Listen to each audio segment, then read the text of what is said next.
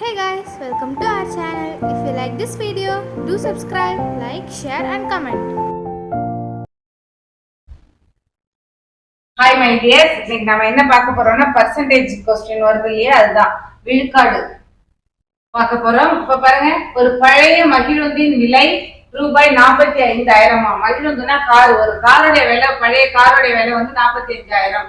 அதன் விலை வந்து 15% குறைக்கப்படுது. அப்போ அதோட விலை என்னன்னு கேட்டிருக்காங்க. 45,000த்துல 15% குறைச்ச பிறகு அந்த காரோடைய விலை என்னன்னு கேட்டிருக்காங்க. பாப்போமா? பாருங்க, இப்ப காருடைய மகிழுந்தின்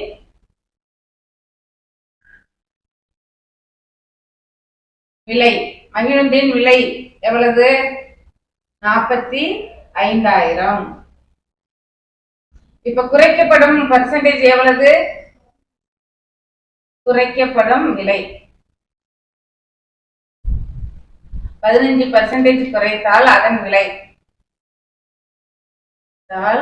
அதன் விலை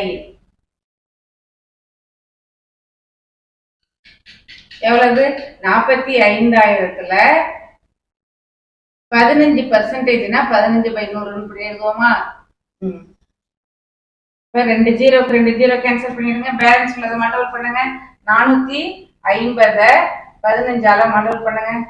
5 × 0 0, 5 25, பாக்கி 2, 4 20, 22, திரும்ப 0, 1 5 is 5, 4 1 4 is 4, 0 5 7 6, 6,750 ரூபாய்.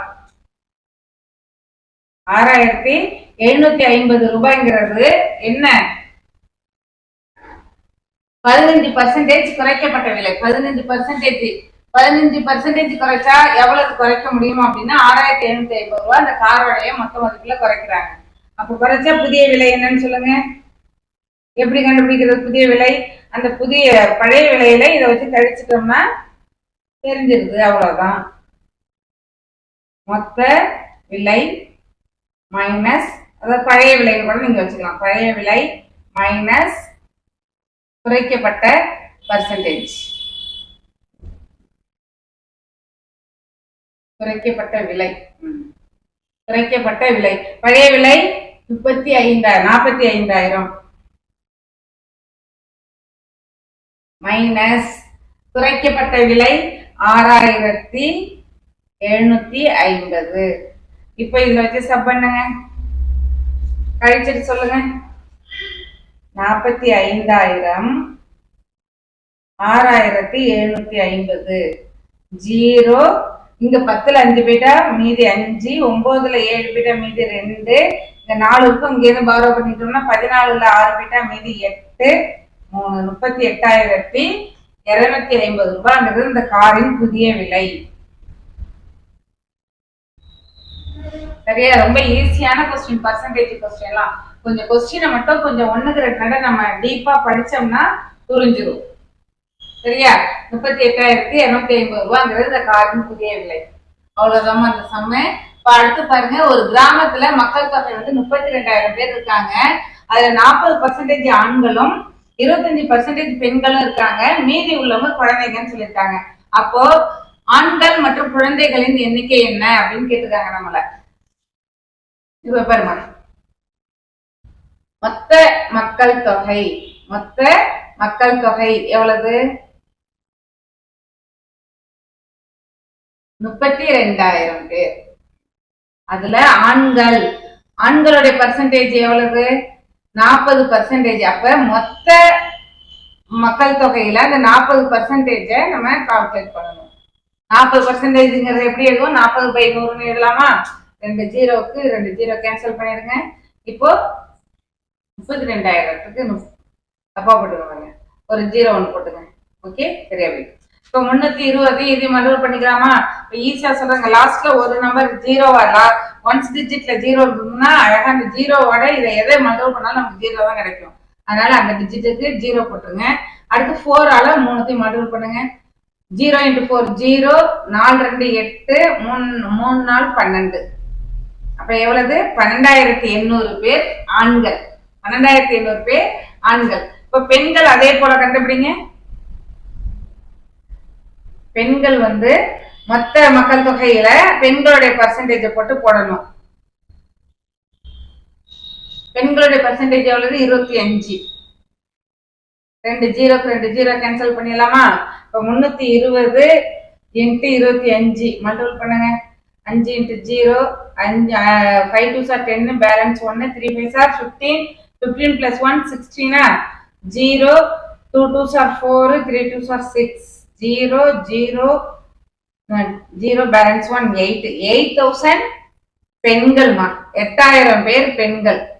32,000த்துல 12,500 பேர் ஆண்கள், 8,000 பேர் பெண்கள். அப்ப மொத்தமா எவ்வளவு ஆண்கள் பெண்கள் சேர்ந்து?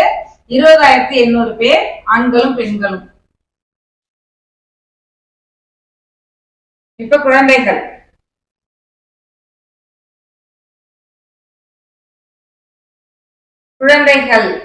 குழந்தைகள்னா மொத்த மக்கள் தொகையில ஆண்கள் பெண்கள் எவ்வளவு வராங்களோ அவங்களை கழிச்சிட்டு மீதி வர்றது குழந்தைகள், அவ்வளவுதான். மொத்த மக்கள் தொகை மைனஸ் ஆண்கள் பிளஸ் பெண்கள்.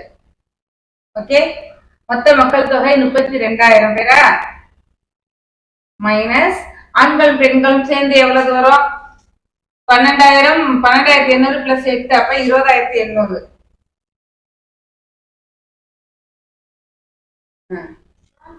சப் பண்ணிட்டு சொல்லுங்க. 20,800 கூட 20,800 பேலன்ஸ் எவ்வளவுன்னு சொல்லுங்க. 32,000த்துல 20,800 போயிடுச்சுன்னா மீதி எவ்வளவு? 0 0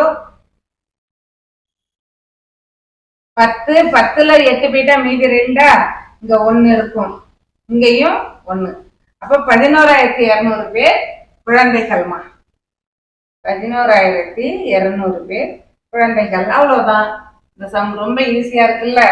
அடுத்து பாருங்க, ராம் தன்னுடைய வருமானத்துல 25% வாடகையாக கொடுக்கிறார். அவருடைய வருமானம் வந்து எவ்வளவுன்னா 25,000. அவருடைய வருமானம் 25,000, அவர் வாடகை கொடுக்கறது அந்த வருமானத்துல 25% கொடுக்கிறார். அப்போ அந்த வாடகை தொகை எவ்வளவு? அந்த 25%ங்கிறது எவ்வளவு அப்படின்னா அவருடைய வருவாய் எவ்வளவு? வருவாய் 25. வருவாய் 25 ஃபுல்லா எழுதுறவா?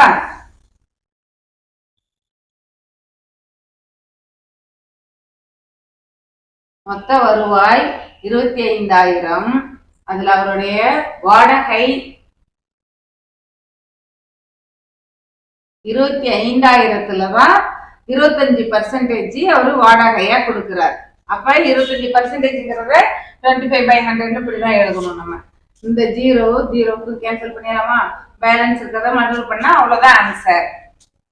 250 into 25 0 5 5 25 balance 2 10 12 0 2 5 are 10 balance 1 2 2s are 4 plus 1 5 0 5 2 6 6,250 ரூபாய்ங்கிறது அவருடைய வாடகை தொகை. வீட்டுக்காக அவர் கொடுக்கிற வாடகை தொகை.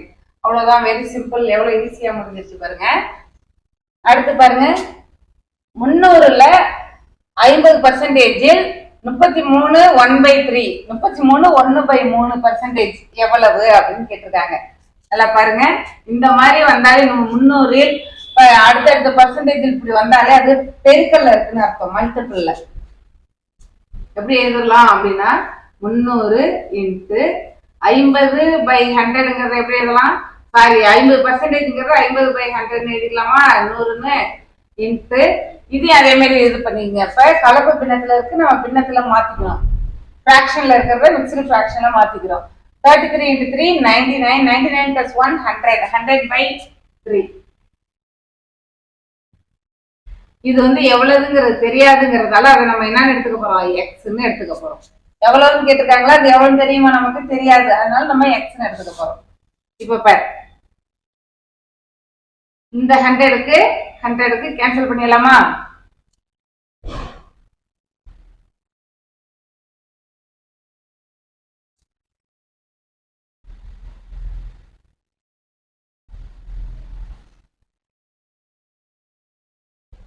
ஓகேமா, இதுல ஒரு இது விட்டம் பாரு. இங்க பர்சன்டேஜ் இங்க எழுதணும்ல 50%ங்கிறத 50/100ன்னு எழுதணும்ல.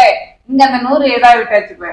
அப்போ இதுக்கு கிழங்க நமக்கு இன்ட்டு 100 வருமா? அப்ப 300. 3 × 100 300. அப்ப இந்த 300க்கும் இந்த 300க்கும் கேன்சல் பண்ணிக்கலாம். அப்ப x = 50. அவ்வளவுதான் ஆன்சர். அப்போ இது 300ல் 50%ல் 33 1/3%ங்கிறது எவ்வளவு? 50. அவ்வளவுதான். அடுத்து பாருங்க, x என்பது y-ல், நல்லா பாத்துங்க, x என்பது y-ல் 80%, x ஆனது y-ல 80% இருக்கு. அப்படின்னா 2x-ல் 2x-ல் y-ன் சதவீதம் என்ன அப்படின்னு கேட்டிருக்காங்க. ஒரு x-ல y-ன் சதவீதம் 80, 2x-ல y-ன் சதவீதம் எவ்வளவு? பாருங்க, ஒரு x-ல y-ன் சதவீதம் 80, 80/100 × y. இது இந்த ஸ்டெப். அடுத்த ஸ்டெப் என்ன சொல்லிருக்காங்க? 2x-ல y-ன் சதவீதம் எவ்வளவு? 2x-ல y-ன் சதவீதம்னா இதை எப்படி எழுதுவோம்? 2 இருக்கு, x-ஓட வேல்யூ இருக்கு இல்லையா, அதை இந்த x-ங்கிற இடத்துல அப்ளை பண்ணிக்கங்க. x எவ்வளவு? 80/100 × y. இதான் இந்த இது. அப்படியே x எடுத்து எழுதிருக்கோம். சரியா? இப்ப 2x 2x-ல நம்ம இதை எழுதியாச்சு. இப்ப நமக்கு இந்த y-ஓட வேல்யூ தான் நமக்கு வேணும். எப்படி எழுதுறோம்னு பாருங்க.